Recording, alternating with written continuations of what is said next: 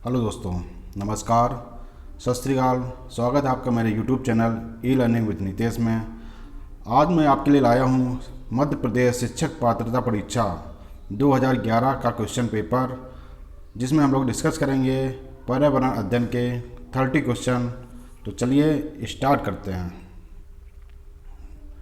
पहला क्वेश्चन आपके लिए ये रहा, इनमें से कौन सा बंदरगाह पूर्वी तट का सबसे गहरा भूमिवर्ती पूर्ण रूप से सुरक्षित बंदरगाह है?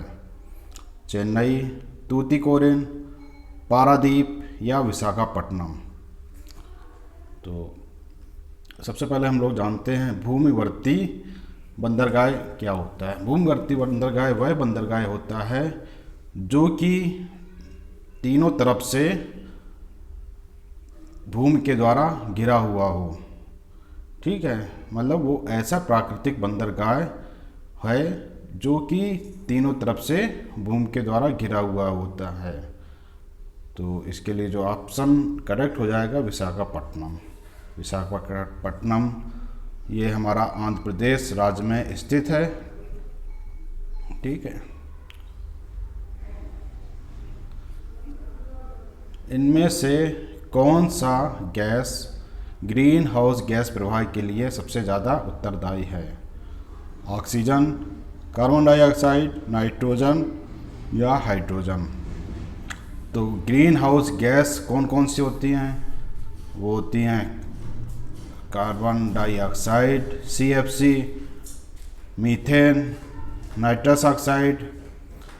तो जो इसमें सबसे ज़्यादा जो गैस हमारी कार्बन डाइऑक्साइड गैस उत्तरदायी होती है।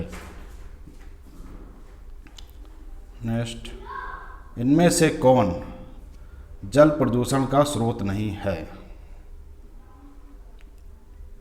तो औद्योगिक अपशिष्ट, इसके द्वारा भी जल प्रदूषण होता है। रेडियोधर्मी कचरा, इसके द्वारा भी जल का प्रदूषण होता है। कृषि जनित कचरा, कृषि जनित कचरे से तात्पर्य है जो हम लोग खेती के लिए जो पेस्टिसाइड उर्वरक डालते हैं, तो वो भी वर्षा के जल के द्वारा जल में मिल जाते हैं और जल प्रदूषण का एक कारण बन जाते हैं। तो कृषि जनित कचरा भी जल प्रदूषण का स्रोत है।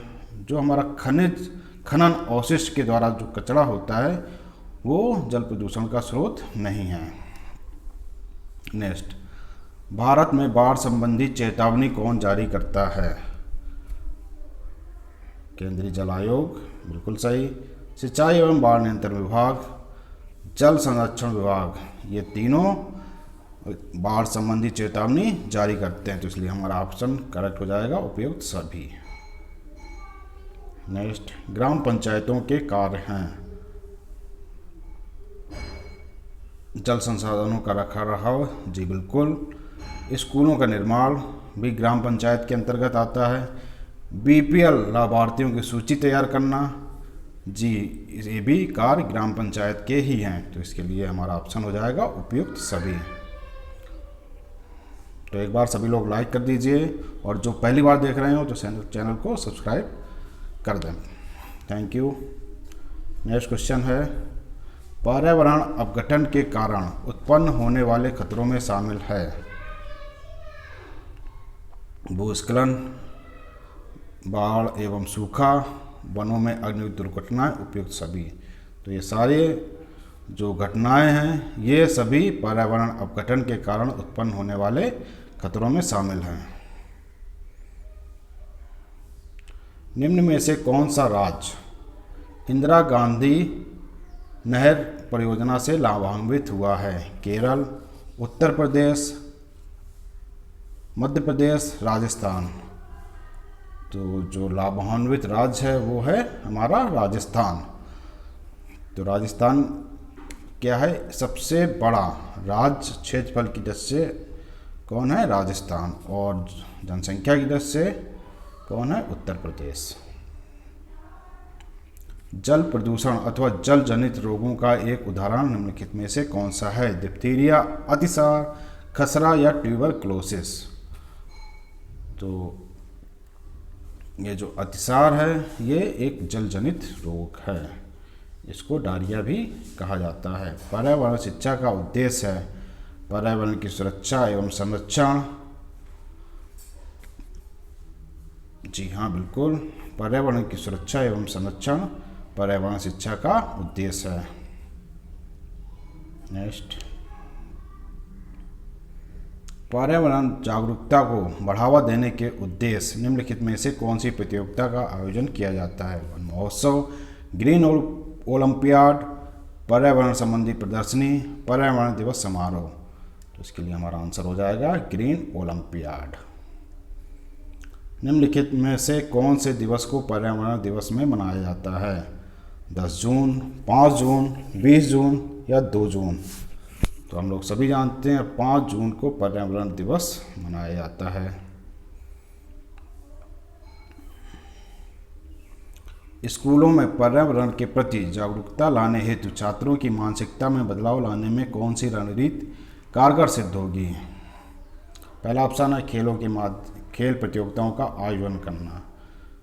जी नहीं, अगर खेल प्रतियोगिताएं केवल बच्चों में खेल के प्रति रुचि को जागरूक करेंगी, ना कि पर्यावरण के प्रति।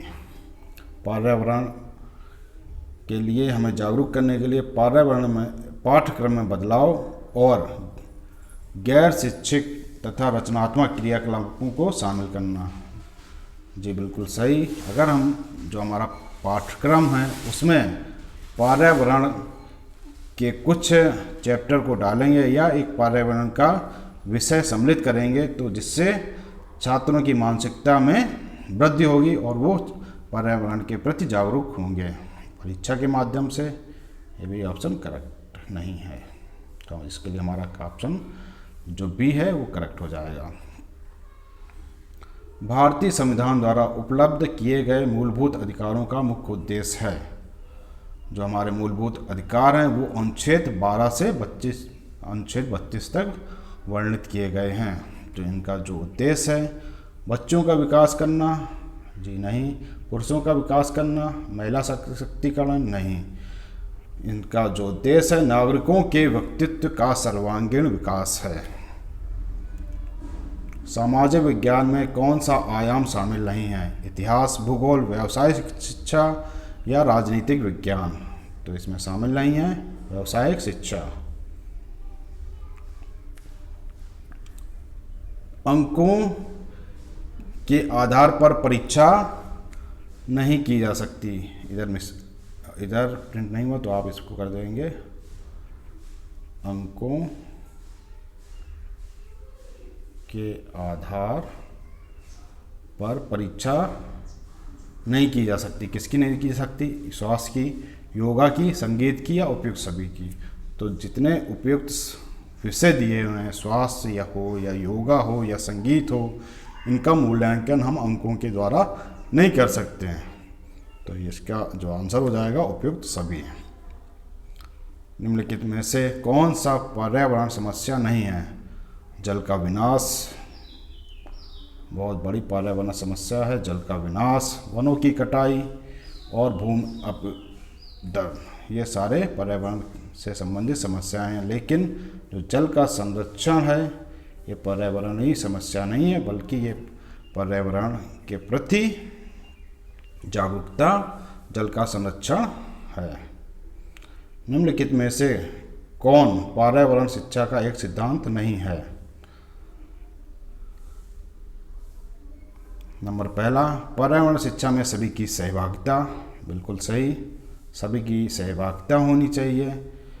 पर्यावरण शिक्षा जीवन पर्यंत शिक्षा प्रणाली नहीं है, यह ऑप्शन गलत है, क्योंकि पर्यावरण शिक्षा जीवन पर्यंत चलती रहती है। ये हमारे जो जन्म से ही हमारे साथ प्रारंभ हो जाती है और लास्ट तक चलती रहती है।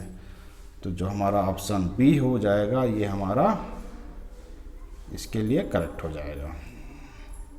नीली क्रांति संबंधित है दुग्ध उत्पादन से, पुष्प उत्पादन से, मत्स्य उत्पादन से या फल उत्पादन से? तो नीली क्रांति का संबंध है हमारा मत्स्य उत्पादन, और जो दुग्ध उत्पादन है ये है श्वेत क्रांति। ठीक है। नेक्स्ट, इनमें से कौन मानव पर्यावरण का एक घटक नहीं है? भूमि, धर्म, समुदाय या परिवार? तो पर्यावरण के घटक हैं, भूमि भी घटक है, समुदाय भी घटक है, परिवार भी घटक है, लेकिन जो धर्म है ये पर्यावरण का घटक नहीं है। पिघले हुए मैग्मा से निर्मित चट्टान है। तो मैग्मा क्या होता है? जो ज्वालामुखी जब पृथ्वी के अंदर हलचल होती है तो जो पिघला हुआ पदार्थ जो बाहर निकलता है उसे ही हम कहते हैं मैग्मा। और जब ये मैग्मा ठंडा हो जाता है तो इससे निर्माण होता है आग्नेय चट्टानों का। इनमें से कौन सी गैस हमें सूर्य की घातक पराबैंगनी किरणों से रक्षा करती है? कार्बन डाइऑक्साइड, नाइट्रोजन, ओजोन या ऑक्सीजन? तो जो ओजोन परत है ये हमें सूर्य की जो पराबैंगनी किरणें हैं इनको पृथ्वी तक आने से रोकती है और हमारी रक्षा करती है। और इसकी मोटाई जो हम नापते हैं वो नापते हैं डॉप्सन। ठीक है। नेक्स्ट, जल वाष्प वायुमंडल में संगठित होकर द्रव के रूप में पृथ्वी पर गिरती है तो उसे कहते हैं बादल, वर्षा, बर्फ या जल वाष्प। तो इसे कहा जाता है वर्षा। कटीली झाड़ियाँ पाई जाती हैं गर्म तथा आर्द्र जलवायु में, गर्म तथा शुष्क मरुस्थलीय जलवायु में, शीतल ध्रुवीय जलवायु में, इनमें से कोई नहीं। तो ये कटीली झाड़ियाँ पाई जाती हैं गर्म तथा शुष्क मरुस्थलीय जलवायु में। स्वर्णिम रेशा इनमें से किसे कहा जाता है? चाय, कपास, जूट या रबड़? तो ये कहा जाता है हमारा कपास। पृथ्वी की जुड़वा ग्रह इनमें से किसे कहते हैं? बृहस्पति, शनि, शुक्र या मंगल? तो इसके लिए आंसर हो जाएगा शुक्र। शुक्र को और क्या क्या नाम से बहुत पुकारते हैं? इसको कहते हैं इवनिंग स्टार, मॉर्निंग स्टार और पृथ्वी की जुड़वा बहन। विश्व का सबसे ऊंचा पठार कौन सा है? दक्कन का पठार, मालवा का पठार, छोटा नागपुर का पठार या तिब्बत का पठार? तो जो सबसे ऊंचा पठार है वो है तिब्बत का पठार। नेक्स्ट, मानव निर्मित या मानव जनित आपदा का उदाहरण है? भूकंप, ये प्राकृतिक आपदा है। सुनामी, ये भी प्राकृतिक आपदा है। भूस्खलन प्राकृतिक आपदा है। जो रासायनिक आपदा है वो मानव जनित आपदा है। तो हमारा आंसर हो जाएगा रासायनिक आपदा। नेक्स्ट, भोपाल गैस के लिए कौन सी गैस जिम्मेदार है? Methyl isocyanate, methane, carbon monoxide या उपयुक्त सभी? तो जो भोपाल में गैस कांड हुआ था उसमें से जो जिस गैस का रिसाव हुआ था उस गैस का नाम था मिथाइल आइसोसाइनाइड। ठीक है। कौन सी गैस ग्रीन हाउस इफेक्ट से संबंधित नहीं है? Nitrogen, carbon dioxide, nitrous oxide या मीथेन? तो जो हमारी ग्रीन हाउस गैसें हैं वो हैं carbon dioxide, CFC, nitrogen, nitrous oxide और मीथेन। और तो इसमें जो संबंधित गैस नहीं है वो है हमारी नाइट्रोजन। समुद्री प्रदूषण के कारण नष्ट हो रहे हैं भूमध्य रेखी वन, पतझड़ वन, कोड़धारी वन, मैंग्रोव वन?